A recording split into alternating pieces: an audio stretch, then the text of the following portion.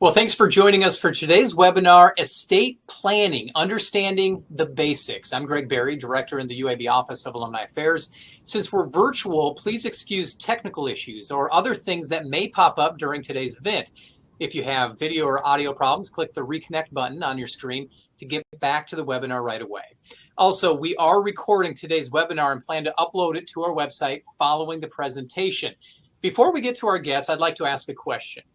Where are you in your estate planning process? Matt, go ahead and jump that poll out there for everybody to take a look at.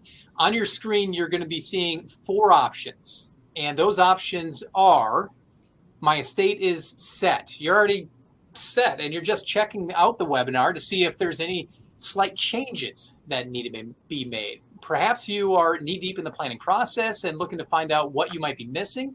Or you're just starting your planning process of your estate and you need a roadmap of what to consider. Lastly, you might not have any idea of where to even begin and what to consider. We're going to go ahead and leave that poll. I'm going to get the poll launched. There we go. The system has changed slightly in the background. So there you see those answers. My estate is set, chat box. It looks like things are winding down. So I'm going to go ahead and end that poll. And it looks like 41% just started out in the planning process. 38% are kind of clueless, probably kind of like me. They just have no idea where to begin. 13% are in the middle of working on it. And 6% are those who have the estates set.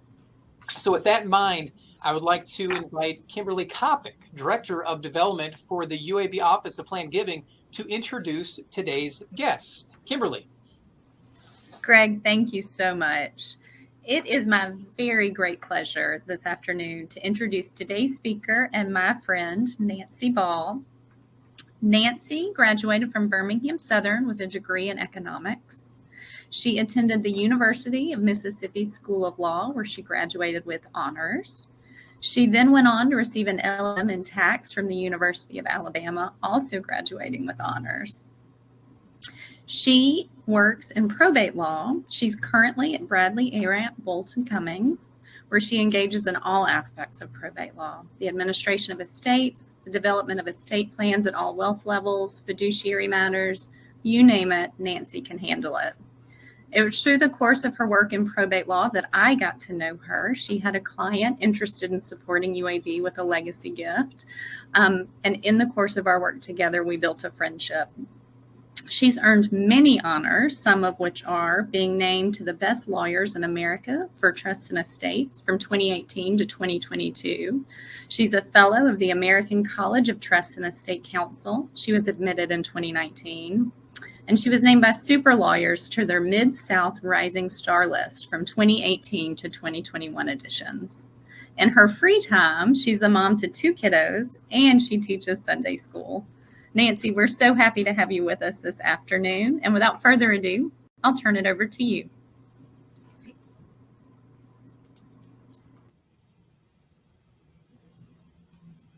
Thanks, Kimberly. It's an honor to be here and to talk to everyone for a few minutes about estate planning, and happy to be here. And then one thing I want to talk about, that's more of my bio on the slide, but I wanted to mention one additional thing to satisfy my marketing people is that this presentation is not legal advice, and you should always consider, or you should consult your own counsel before implementing any plans or changes to your estate planning. So with that being said, we're going to talk about some basic documents that are typical when you meet with an attorney to talk about estate planning. First, it will be a will. So what is a will? Essentially, a will is a document which passes your assets to the beneficiaries you name. You know, that can be individuals, trusts, charities, or any combination of those groups, of that group. It provides for appointment of fiduciaries, which are personal representatives, also known as an executor, someone that's in charge of your estate, in charge of distributing your assets under your will. And it can appoint trustees. Those are more long-term positions to manage assets going forward after the estate process is over. It also, a will can also designate guardians for your children in the event of death, who would be in charge of your children's care, who they're going to live with, those kind of, that kind of role. A will could also provide for tax provisions and other administrative provisions, such as compensation for individuals, and typically a compensation for executors and trustees. Typically, a will waives posting bond and inventory, such those kind of administrative items. What other documents do you typically have when you do estate planning? You may have a trust. You may also have a durable power of attorney. You may have healthcare documents, that is a living will or advance directive for healthcare, and a healthcare power of attorney are the most common type of healthcare documents. Additionally, some other documents that may be prepared or you may want to ask about is a memorandum regarding disposition of your stuff, your jewelry, your collections of art, or records, or anything like that. That is a memo that people often prepare and attach it or put it with their will so it can be found later. Another document is what we call an agent for disposition of remains, if you want somebody specifically to be in charge of your of the disposition of your body, essentially. A HIPAA waiver grants access to your medical records to people you've designated, individuals you've designated, or other parties. And then some people want to have a cremation, organ donor, or funeral or burial instructions. Again, those documents are not vital to your estate plan, but often it's a good idea to make sure those wishes are known, and put them in some sort of formal document is a good way to make sure they are followed. So those are kind of the general overview of estate planning documents. So what's in a will? And what is a will? A will is just a sheet of paper until it is recognized as your last will and testament through the probate process.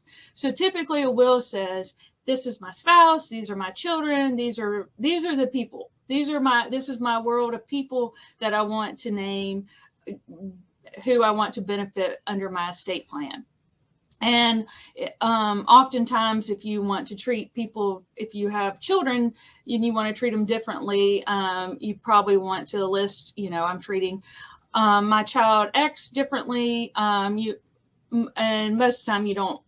You can put reasons why, but again, that's kind of beyond the scope of our presentation. But again, just kind of a general overview of your family. And secondly, a will appoints fiduciaries, which are your personal representative, your executor, and your trustees. It also considers payment for your fiduciaries, compensation for their services, it waives posting of bond and inventory typically, unless for some reason you don't want to waive that. Again, those would be added cost. Payment of taxes as applicable. And then a will only governs what assets are in your probate estate. And we'll talk about that in a minute. It doesn't govern assets that pass outside of your estate. Like if you have a trust for your benefit, or you own something jointly with someone else, or you leave your assets to someone other than your estate, and a beneficiary other than your estate through a beneficiary form. And then also a will can provide payment structure. If you have people or minors or other people you don't want assets to go out right to, you can name trust or other payment vehicles under your will. So you guys, we did a poll, and I know all of you there in the latter two categories will jump on your will, and you're going to have a will in no time. So I often get asked, what if wink, wink, mom doesn't have a will? So I know we're not talking about us individually, but we're talking about trying to convince mom or grandmom or granddad to have a will. So that's the question I often get asked. What happens if such and such doesn't have a will? First, it adds costs due to posting bond and inventory. So you don't waive it, it's the added cost there. Another thing is court approval for certain activities, such as, for instance, if you want to sell a house or real estate, a piece of property during the administration process, you have to get court approval. If minors are involved, that's an added complication because, again, assets can't go outright to them, so we've got to figure out a payment structure, whether that's a conservatorship or maybe ask the court to create a trust, which I've done on occasion. If you don't have a will, in my world, it's called the appointment of the person in charge of your estate. It's called an administrator, which essentially is the same thing as a personal representative. But again, the Alabama law or wherever you are have laws that say, okay, this person has priority to serve, and then on down the list, if we don't have a spouse and children, and on down the list of who would serve. So it may not necessarily be who you'd want to serve, but Alabama law fills a gap and says, well, since they didn't have a will, here is who's going to serve. And in Alabama law, or any applicable state will say, okay, they didn't have a will, here's how their assets are going to be dispersed. So, it's really it's statutory provisions that say, okay, you had a spouse and you had children with that spouse, here's how your assets are going to be dispersed. Or you had a spouse and these children are not children with your spouse, here's a different framework. So again, just added expense and, no personal input on your assets. Alabama law governs that. And I wanted to throw this comment in as the kind of last point on this slide is rarely does the state of Alabama get your assets. So that's what I think that's a common misconception, is that the state's going to get my assets if I don't have a will. Not necessarily. That's only if you don't have grandparents, descendants of your grandparents on down the list, then would that be a possibility? Okay.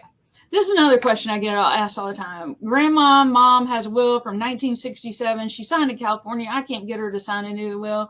Can you tell me what to say to her to maybe hopefully get her to do it?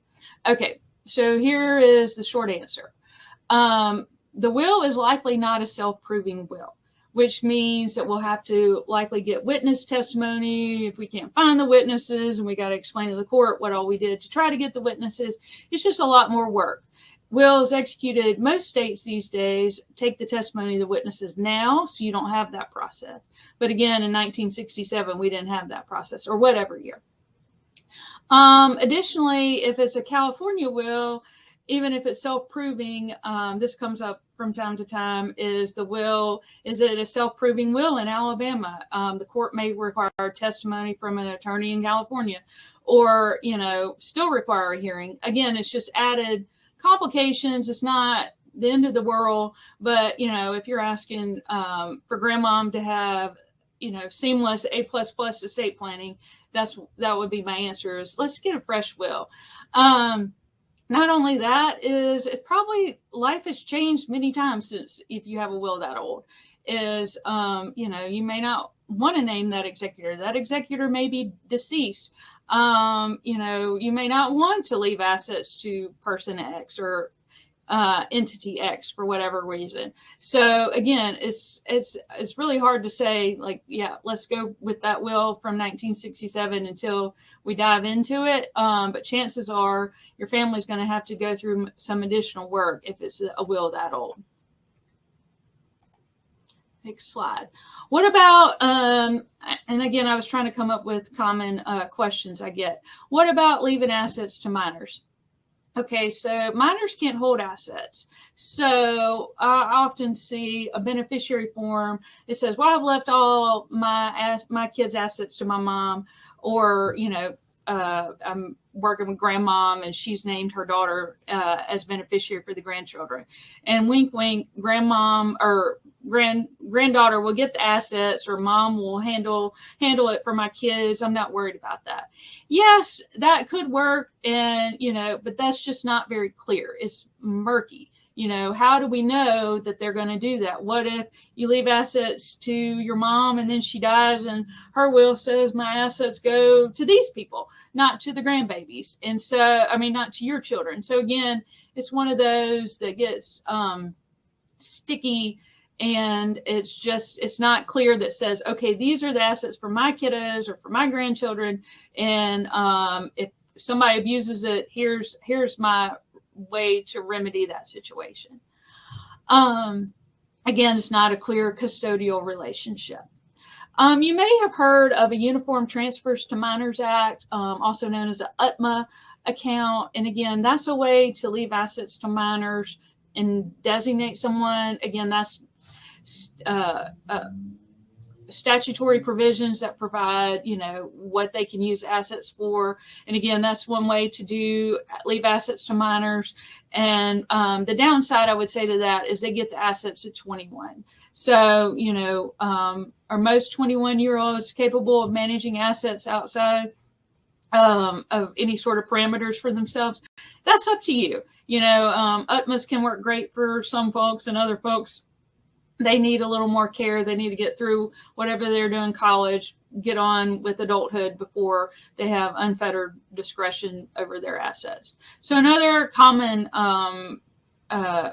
avenue to leave assets to minors is through trust. And that's a very, you know, I'd say that's pretty much my standard way of leaving assets in trust for children under a will. It's governed by a lot of statutory provisions, the trustee trust relationship. You have broad powers granted to the trustee, and a lot of duties too that come with that. And there's also procedures in place under the statutory provisions for abuse. So what is a will not?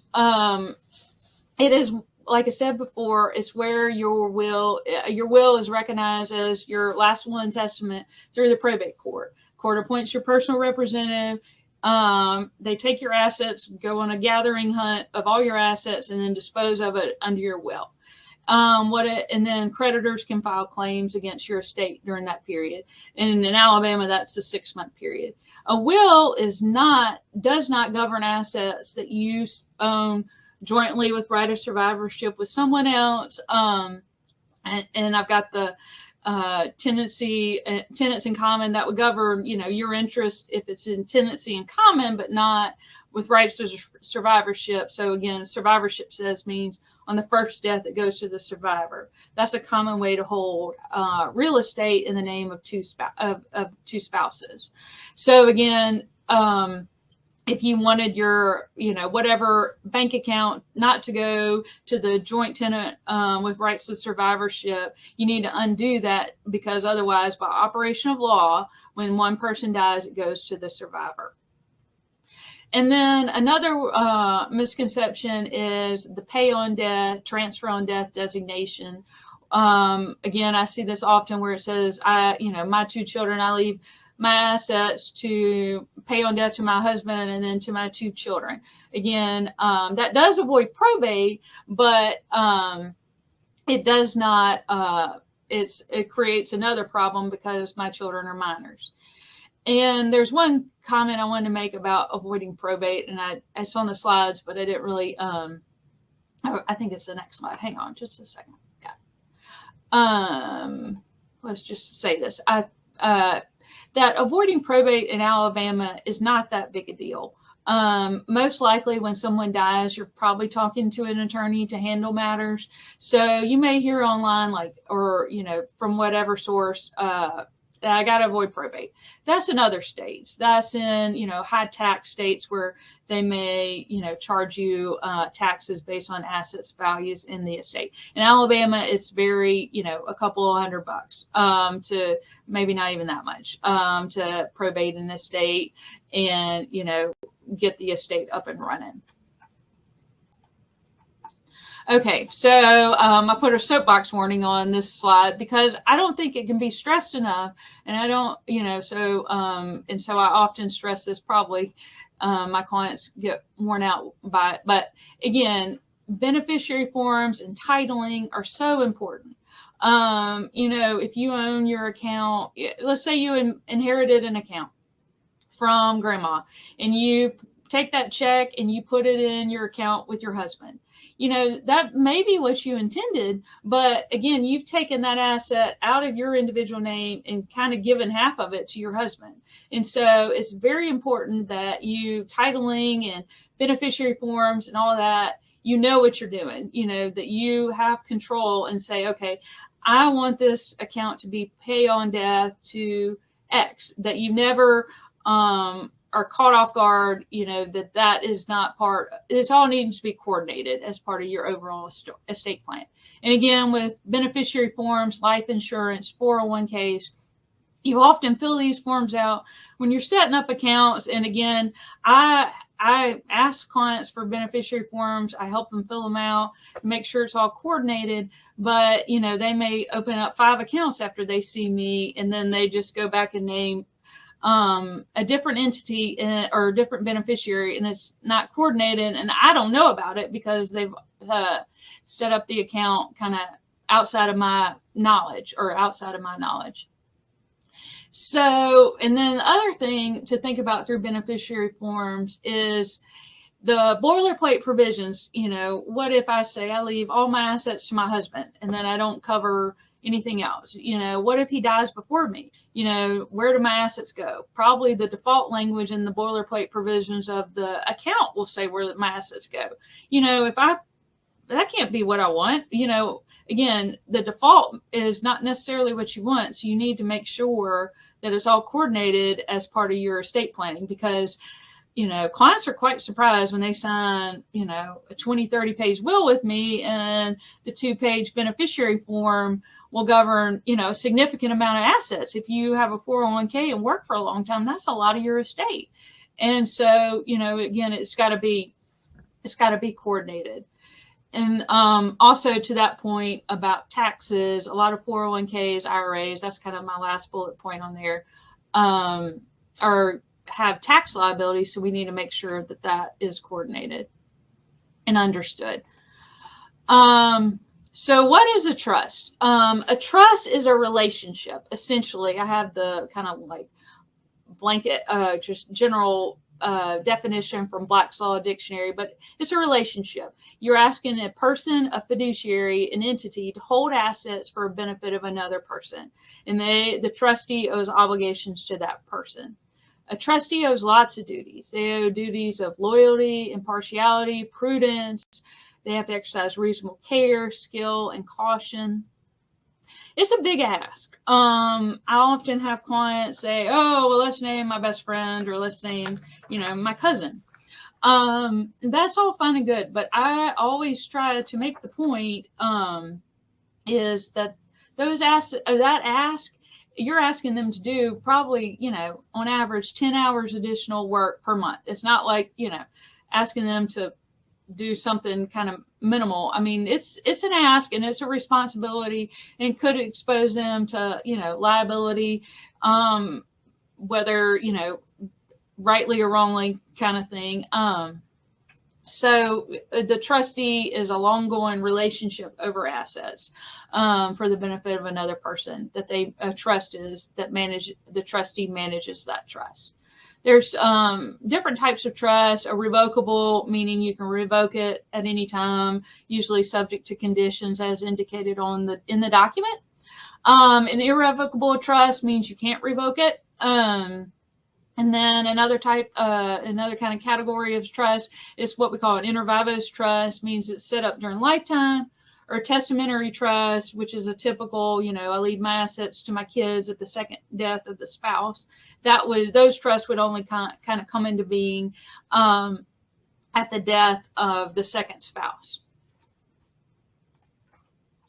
So again, this is where I had the statement about, do I need to avoid probate? So you may have heard on, wherever you get your news, financial information from, about we got to avoid probate.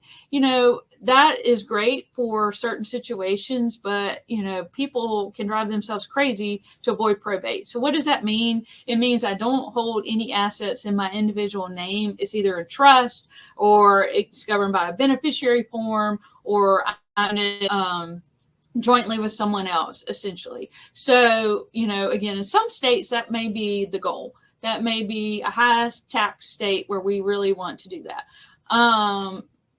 So, again, I wouldn't let that be your driving vehicle, your driving reason, but for getting a rev trust is to avoid probate.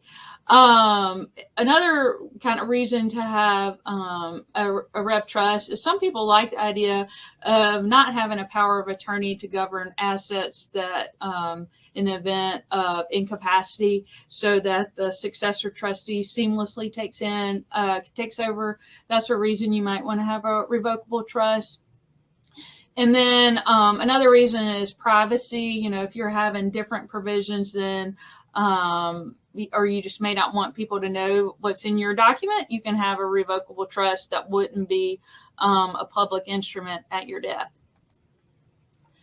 All right, so that's kind of wills and trusts. The next document I'm going to talk about is power of attorney. And then most people are probably familiar with the power of attorney, but I think some of this bears repeating. It grants agent or agents broad powers to act on your behalf, anything with regard to financial affairs. So you can kind of give them a general power of attorney, which grants powers. I've got the general powers: real estate, deal with stocks, bonds, banks, business, litigation, taxes, etc. It's up in Alabama. We have the Uniform Power of Attorney Act, and it's a lot of powers. A power of attorney can also grant what we call hot powers, and those are kind of like powers that should be handled with care. Not to say they can't be granted, but it's not the standard. You have to kind of say, okay, I'm going to give them the power to make gifts, to change my create trust, to change beneficiary forms. And again, it can be a lifesaver. If mom got another set up an IRA, and then she did a beneficiary form, and it's completely outside of what we want to do with her estate planning, and she's incapacitated and can't sign a new power of attorney. So those powers can be great. If you have a power of attorney, or if you've used a power of attorney for someone else, you know how helpful it can be to sign checks on that person's behalf, that the banks and the investment folks will talk to you on that behalf, on the behalf of the person. But again, with everything, there's potential for abuse. There's a lot of cases out there, talking about abuse of powers of attorney. So again, it's one of those things that make sure if you have one, it's somebody you trust, and you want to revisit every so often, make sure that's still consistent with what you want. And then a power of attorney can be helpful if a person becomes incapacitated. Then they may not need a conservatorship to handle their assets, and a conservator is someone appointed by the probate court to handle their affairs, financial affairs. So again, that's a document that may save that kind of time and expense, and just added procedural issues with the conservatorship that I'm not going to go into, but like I said, it can be very helpful to have a power of attorney. Healthcare documents. So a healthcare there's various healthcare documents that are typical with estate planning. The first one most of you probably have heard of is a living will, an advanced healthcare directive. This is that document where you designate a proxy to make decisions on your behalf if you're unable to make decisions. This is a document that, in my experience, hospitals typically ask for them. And it's in Alabama, in most states, it's a state-issued form, and it addresses end-of-the-life decisions if you're permanently unconscious or terminally ill. And again, just conservatorship would be, something with regard to financial assets, like I mentioned, under the power of attorney. A guardianship would be a court proceeding if you're incapacitated and someone needs to make care decisions on your behalf. So, a healthcare proxy, not only does it give your family or your whoever you've designated, your family or friends, kind of general instructions about end of life decisions, but also name someone to implement those.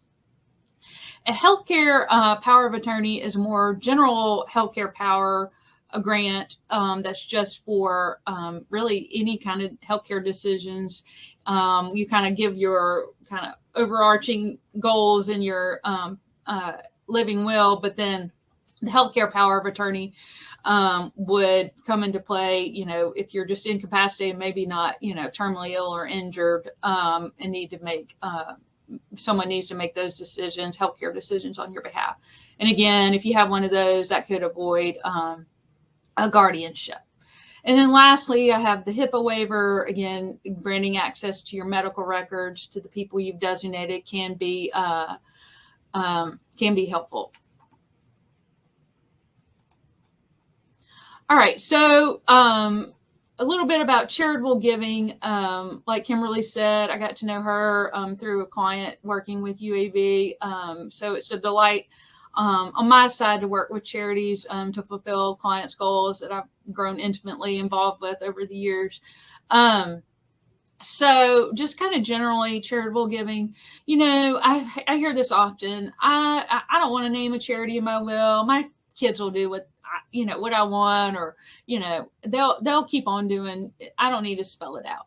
Chances are that's not going to happen. So if you really feel strongly about it, whatever your annual gift is, or whatever you wanted to do at death, let's designate it in a document to make sure it gets done. And so the charities receive those assets estate tax-free.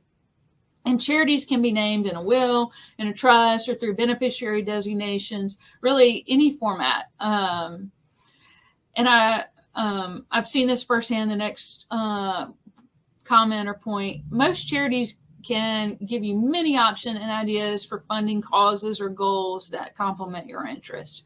I have yet to meet a charity where I say my client wants to do all these crazy things and they don't say, okay, let's brainstorm and we'll get back to you. They always say that. They want to be helpful and they want to achieve goals because it's rewarding for them as well.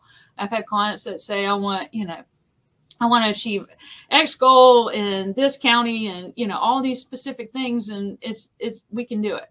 But we need to know that from the client. The charity needs to know that, so that, instead of just naming charity X in general, if you have a specific goal, that goal is met. Like I said, most charities have staff that are, they'd love to come meet with you, talk to you, and figure out what your goals are and come up with a solution. You may not even heard of whatever vehicle they have to say would match your interests. All right, so I got a simple example of charitable gifts, and I just like this because I like to think of it in dollars as to what you're paying in taxes in a simple IRA. So I've got a $100,000 IRA that mom leaves to daughter. So mom dies, daughter gets $70,000 that she has to, or she gets $100,000. She's got to pay $30,000 in taxes over 10 years, and she gets the $70,000. Obviously, I hadn't assumed any sort of growth over the 10 years and variations on tax rates. So this is just a basic example. All right, so let's change that up. What if mom has $100,000 IRA and she names Charity X to receive the first $30,000 and daughter gets the remainder? Well, in that case, Charity X gets the $30,000 because IRA has embedded income tax liabilities, right? So the charity gets the first $30,000 income tax free. And then daughter gets the 70 and she has to pay taxes over the 10 years on the 70. But the net result is the charity plus the daughter get more than the first example. So again, if you have any charitable goals, the tax institutions get less in the end, which most people kind of find compelling when they think through the math behind it. All right, one more plug for Charities. Those of you that are over 72 or have family members that are over 72 know that you have to take your required minimum distributions from IRAs over your life expectancy. So instead of doing that, if you take your RMD and direct it directly to your charity, that is not a taxable event of withdrawal, and then you don't deduct it on your tax return. So it's just like a non-event, but you have satisfied your RMD for the year. Again, that's a great vehicle for people that don't want to recognize that income and then don't get a dollar for dollar deduction when they give it to the charity. And then finally, charitable gifts can, these are kind of basic charitable gifts. They can vary. We can do charitable trust, give assets, all that kind of stuff. But the end, my main point here is let the advisors help you, because, you just tell us what you want and how, and we can come up with the details. All right. So we have now been at this for about 30 minutes. So these are two common reactions. Let's stick our head in the sand, stick our head down, and just say, well, I'll address this when I feel like it. Or the other one is, I'm going to live forever, and then I'm going to take it with me. Obviously, neither one of those are a good solution. So, what should we really do? Again, this is another soapbox, so soapbox disclosure warning up at the top. Often have people, I have several clients who are like, oh, I'll call you once X happens. Oh, I'll call you once, life settles. I know as well as you do that it's never going to settle the way that it needs to. So, let's plan for it now, and then we can always adjust it later. But I never want to be in that position where, the family goes, she didn't sign her documents. Come on now, and she dies because a client dies because that, it's it's not satisfying for the family, because, we don't have her actual wishes to implement, her documents to implement. So what about when should we update estate planning? Every 3 to 5 years is kind of a general rule of thumb, but really whenever a major life event occurs, death, divorce, job change, grandchild, child born, all that kind of stuff. Also, major changes in the law. You'll be surprised, all of these events happen every couple of years. Whether I have clients all the time that are so surprised at the changes. Just put the documents away, and a couple of years later, I want to change all these things. What else can you do now? You can address the hot button issues. I have a couple of common examples here. I don't talk to my child. I'm leaving them $1 and I'm going to feel good about it. Let's not do that. Let's talk through, that's a very particular issue that I need, your attorney and other advisors need to get in and know about before we can advise you as to what is the right solution there. Or here's another one. I know my kids are going to fight over the painting, that I got, but I don't really care. That's not going to be my problem. Well, do you want your legacy to be your kids killing each other over the painting? Let's talk through that. Here's another common one.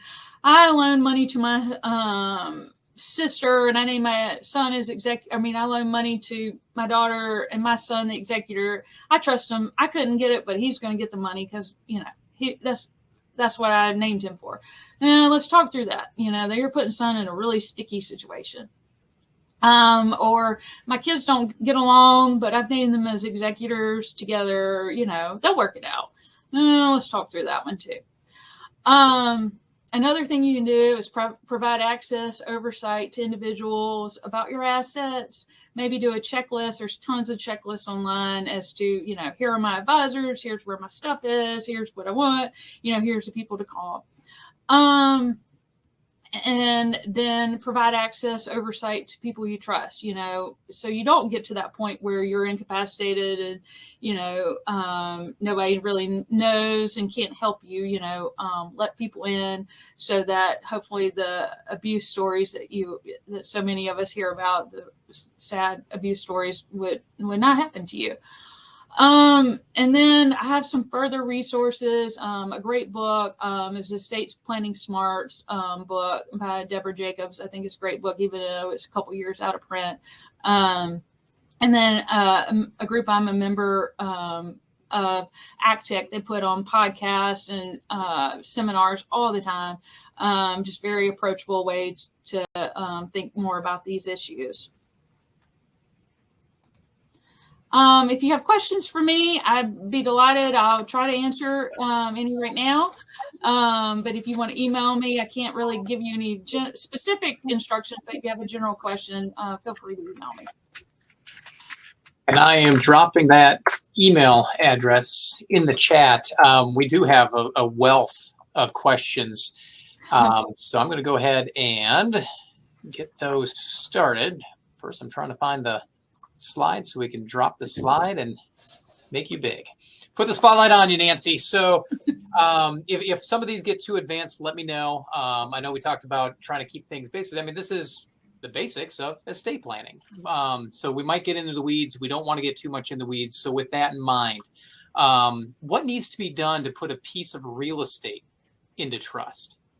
Yeah. So you would, assuming you own it outright and you just want to put it into your revocable trust, you would have a deed prepared and record the deed into the trust. So you may have to do a certificate of trust in conjunction with that to satisfy title folks that, you know, the trust actually exists, and not necessarily record the trust. What happens to a minor child if there is no will? If the as far as guardian, well, let's take we've covered guardians first. So guardianship, you know, parental rights would obviously govern that. But, you know, if you don't have a document, then the document is not the end all be all, but typically it's honored, or, you know, it's considered, if not honored, by a court. But if you have a person without a parental appointment, then you're taking testimony, depending on how the child is, from the child and or other family members, to try to get, you know, try to come up with the best solution. As far as assets of the minors, again, if you don't have a will, then you haven't, you know, set up a trust for the benefit of the minor. So in that circuit, procedural issues that a trust doesn't have.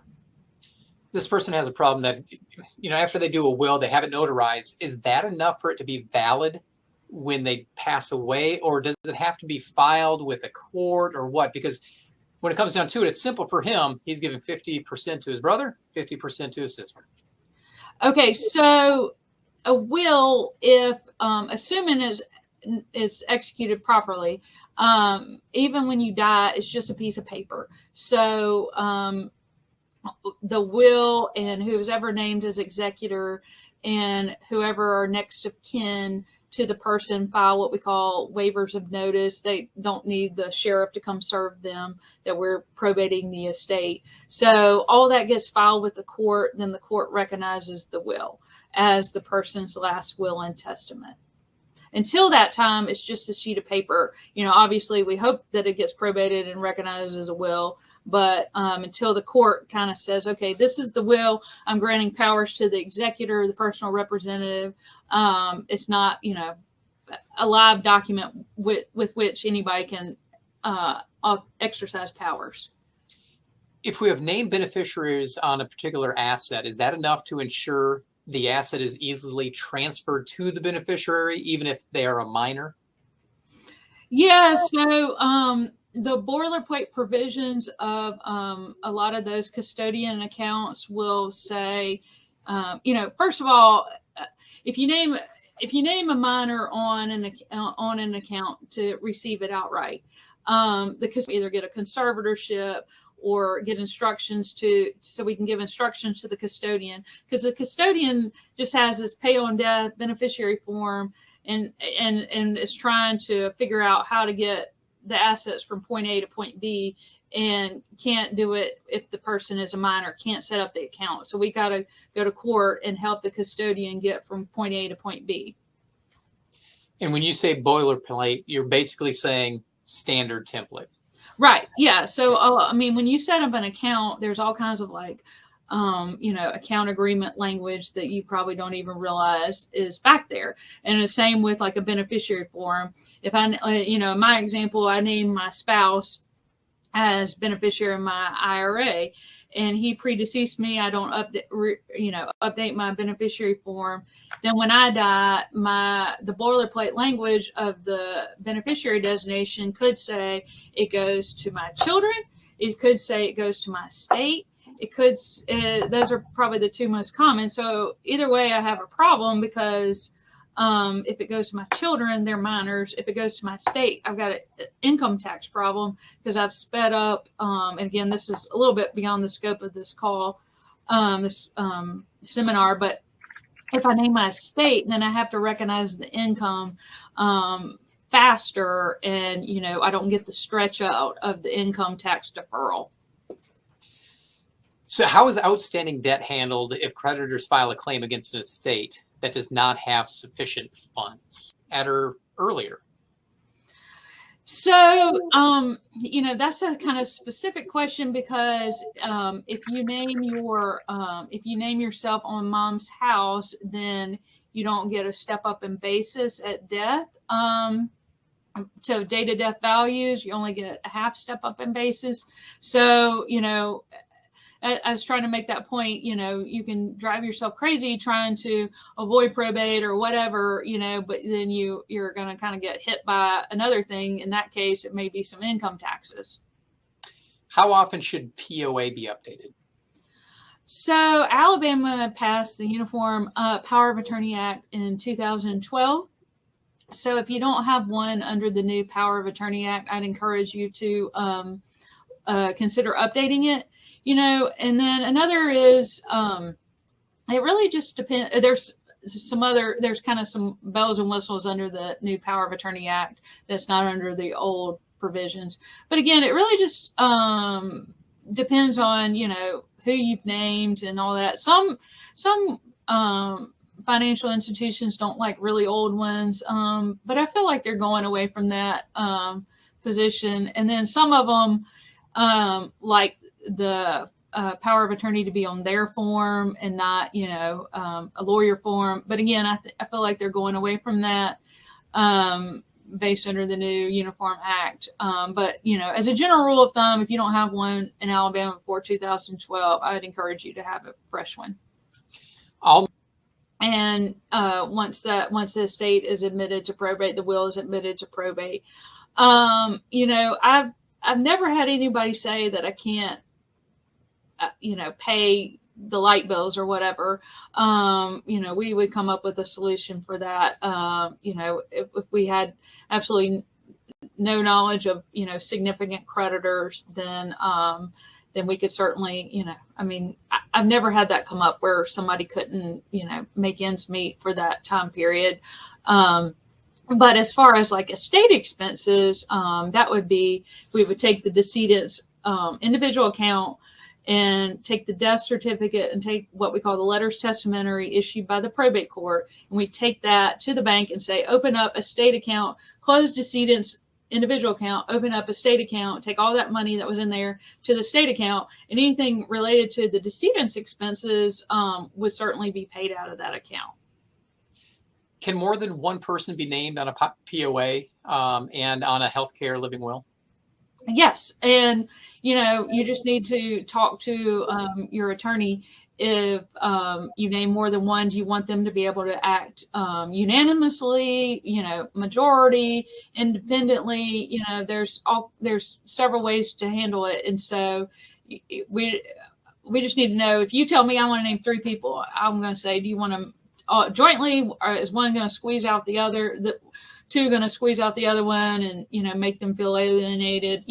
There's just a lot of personal dynamics at play. And so, if you are recognized as married, common law, then that presents a problem because you don't have the marriage certificate. But if you're just living together, it's kind of hard to establish that, A, you're common law married, and B, you're really entitled to much of anything. at the death of the first spouse. So, if you're trying to tie down, who knows, government benefits, Social Security, that kind of thing, then you need to make sure, that your marital or lack of marital status is not, going to be a hindrance in that situation. Can you use a revocable trust to use for an incapacitated family member in the event you die first? You say that again, use a revocable trust. Can you use a revocable trust for an incapacitated family member in the event you pass away first? Yeah, so the problem with a revocable trust, if the person's already incapacitated, setting it up, if you don't have power of attorney, you already have the documents in place. But yeah, a trustee would be the one managing the assets, whatever in the trust, and so you just have a successor trustee. Because you don't want to incapacitate a trustee. Most trusts have language that if my trustee becomes incapacitated, here's what happens, whether it's naming a bank, naming another individual, or a procedure for naming another backup trustee. Do you have to have an attorney for an Alabama? Make sure that you actually have a will and not a piece of paper that court wouldn't recognize as a will. So a question about timing. If you specify funeral arrangements in your will your will necessarily be read prior to their ceremony? That is more of an ethical will kind of question. And if you have strong feelings about funeral arrangements, I would talk to people about it. If you don't have, people you want to talk to about, I would encourage you to put it in writing. If you do a Google search for ethical wills, you will find all kinds of great things about, end of the life, kind of passing down knowledge, family knowledge, and, even going into funeral services, hymns to be sung, all that kind of thing. So you can really get into, details about that. But, I would be vocal about my wishes and put it in writing on top of that. But if you really want specific things to occur, I would definitely address that both those ways. What if a family member doesn't agree with the will and won't sign the needed forms to complete the will? The waiver. Yeah, so you have a hearing to probate the will if everybody doesn't sign the waiver. And if, you have a minor, the decedent had a minor child, a minor can't sign the waiver. So you got to have a hearing and a guardian ad litem appointed. Yeah, that happens on occasion. At Birmingham, the court has a docket hearing essentially, and it's just kind of a procedural thing to admit the will to probate instead of over the counter. So the last question before we go, because we could sit here for hours and answer all these questions. It's great. Which is a great problem to have. So must a will, POA, living will, etc., be redone if addresses and phone numbers are changed since the documents were actually drawn up originally? No, for those perfectionists out there, it drives you crazy that it's not. But your children are still your children, or whatever who you've named. But you might have to, if somebody's exercising that, they may have to document, okay, this is my address, this is my driver's license, if they're serving and the stuff's outdated.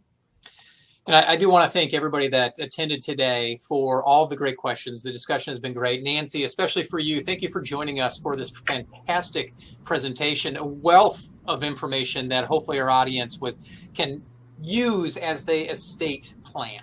Yeah, I'm delighted to be here. And just a reminder, a recording of the webinar will be made available on our website. Now, with more information about the UAB Office of Planned Giving and how they can help you, I'd like to turn things over for a moment to Kimberly Kopic once again. Thanks, Greg. And Nancy, thank you so much for your time today and for sharing all of your knowledge with us. You've really given us a lot of great things to think about. Sure. I want to take a few minutes and reiterate one of the points that Nancy made. I think legacy giving is at its core about options for our donors. I think we are all very familiar with writing a check or gifting stock to support the charity that's close to our heart. But there are many, many other ways that you can support the work that we do. When received, legacy gifts really make a very, very powerful impact. They fund research of all types, leading to breakthroughs and new standards of care. They fund student scholarships, investing in those who will change our world tomorrow. They fund endowments that provide support for perpetuity. They fund building projects that change the face of UAB's campus. The list here is really, really long and really diverse. I would love to talk to you about the difference that you want to make at UAB and about the legacy giving options that you have. So please don't hesitate to reach out to me. Thank you. Awesome. Thank you so much, Kimberly. Well, we'd like to invite everybody in our audience to attend an evening of awards on February. We're not there yet. Friday, September 23rd. Whoo, man. Join us as we recognize the 2022 UAB Alumni Award recipients and UAB Young Alumni Rising Star winners. It's all part of the UAB Alumni Awards Dinner, including the annual meeting. Tickets to the seated dinner are only $25. Find out more, including how to secure your tickets at alumni.uab.edu/awards night. Also, be sure to join us for other upcoming webinars. On Wednesday, September 14th, we'll host the final installment of a 4-part Nutrition, Your Diet, and You series. Dr. Suzanne Judd will join us for diet and brain health as we look at dozens of foods that have brain functions, benefits, and actually that's brain food. I wrote down the wrong title there. So it's brain food on September 14th. Then we'll be exploring Bitcoin and other cryptocurrency with brothers Dr. Christopher Edmonds and Dr. Mark Edmonds. Join us for Blockchain and Web 3.0, a decentralized world on Thursday, September 22nd. And get ready for Halloween with us on Thursday, October 27th with Witches, Representations, and Retellings. Aparna Dvaldi will join us as we look at the witch figure in literature and society. You can register for all of these and more at alumni.uab.edu/events. Meanwhile, take the UAB National Alumni Society on the road wherever you go with the UAB Green and Told podcast. New episodes are released every other week and feature conversations with members of our UAB community. Download episodes on Spotify, the Apple Podcast app, and our website. And be sure to stay on top of all things alumni. Find us on social media by searching UAB Alumni on Facebook, Instagram, and Twitter, or UAB Alumni Career Community on LinkedIn. Finally, what did you think about today's webinar? We'd love to know. Let us know by scanning the QR code on your screen. Once again, thank you so much for joining us for today's webinar. And as always, go Blazers.